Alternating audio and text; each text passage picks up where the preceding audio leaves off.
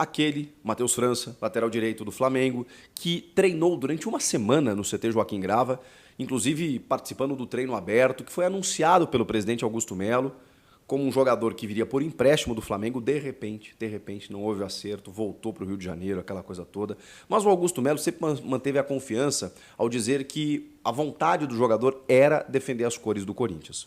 Pois bem, isso realmente está se concretizando. Por quê?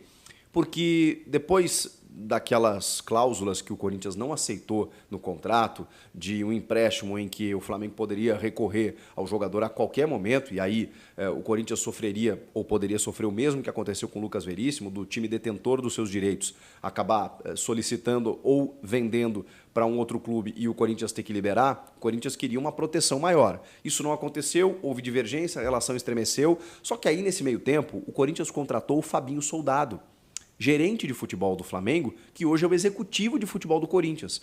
E o Fabinho é um cara muito querido dentro do Flamengo. Ele conseguiu aparar algumas arestas e, inclusive, negociar com o Marcos Braz alguns jogadores, né? O Corinthians estava negociando vários atletas junto ao Flamengo, inclusive o Pablo, zagueiro, que fechou com o Botafogo. Pois bem, o Mateuzinho, então, acabou sendo alvo de uma negociação, uma tentativa de compra, de aquisição por parte do Corinthians, o mesmo que estava tratando o Botafogo. O Botafogo, inclusive, tinha feito uma proposta muito semelhante ao que fez o Corinthians, mas até com um salário maior para o jogador. Mas, repito, a vontade dele sempre foi jogar no Corinthians. Acho até que pela semana que ele passou, conheceu a estrutura, o grupo de jogadores, acho que ele até, e segundo o Augusto, ele é corintiano, eu até não tenho essa informação, mas que ele gostaria muito de jogar no Corinthians. Isso está fazendo a diferença. Ele está aceitando jogar menos, ganhar menos do que ganharia no Botafogo, exatamente para jogar no Corinthians. Mas o Corinthians tinha que se acertar com o Flamengo, e se acertou.